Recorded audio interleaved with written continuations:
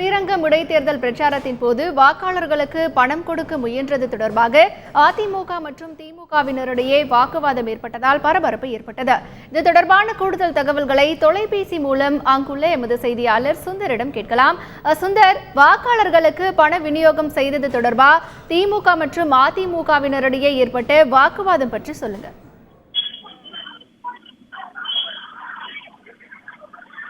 Hello Sundar, வாக்காளர்களுக்கு பண விநியோகம் செய்தது தொடர்பாக திமுக மற்றும் அதிமுகவினரிடையே ஏற்பட்ட வாக்குவாதம் பற்றி சொல்லுங்க. நிச்சயமாக ஸ்ரீரங்கம் இடைத்தேர்தல் 13ஆம் தேதி நடக்க உள்ளதை தொடர்ந்து அனல் பக்கம் பிரச்சாரம் இங்கு சூடுபிடித்துள்ளது.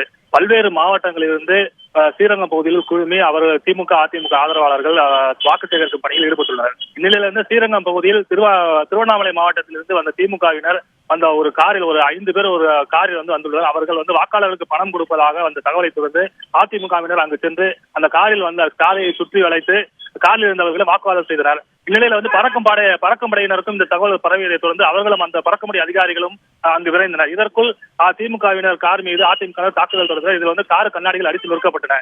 இதில் இந்த சம்பவம் தொடர்பாக ஸ்ரீரங்கம் பகுதி காவல் நிலையத்துக்கு புகார் தொடர்ந்து காரில் வந்த 5 பேர் மற்றும் 5 பேர் தற்போது ஸ்ரீரங்கம் காவல் நிலையத்தில் வைத்து விசாரணை செய்து வருகின்றனர். இந்நிலையில வாக்காளர்களுக்கு பணம் குறைத்ததாக அந்த திமுகவினர் மீது 54,500 ரூபாய் பறிமுதல் செய்யப்பட்டுள்ளதாகவும் அந்த பறிமுதல் செய்யப்பட்டது தொடர்பாக பறக்குமடை தாசில்தார் சிவசங்கர் ஸ்ரீரங்கம் காவல் நிலையத்தில் புகார் கொடுத்துள்ளதாகவும் அந்த புகாரின் பேரில் திமுகவினர் மீதும் திமுகவினர் காரை அடித்து நொறுக்கியதாக அதிமுக மீது வழக்கு தொடரப்பட்டுள்ளதாக தேர்தல் நடத்தும் அலுவலர் மனோகரன் தெரிவித்துள்ளார். இச்சம்பவம் ஸ்ரீரங்கம் பகுதியில் பெரும் பரபரப்பை ஏற்படுத்தியுள்ளது. ஏனால் ஒரு பக்கம் மணல் பிறக்கும் பிரச்சாரம் நடந்து வரும் நிலையில் தற்போது வாக்காளர்களுக்கு பணம் அளிப்பதாக திமுகவினர் கைது செய்யப்பட்டிருப்பது, அதாவது தற்போது விசாரணை கைதிகளாக வைக்கப்பட்டுள்ள சம்பவம் பெரும் பரபரப்பை ஏற்படுத்தியுள்ளது என்று சொல்லலாம்.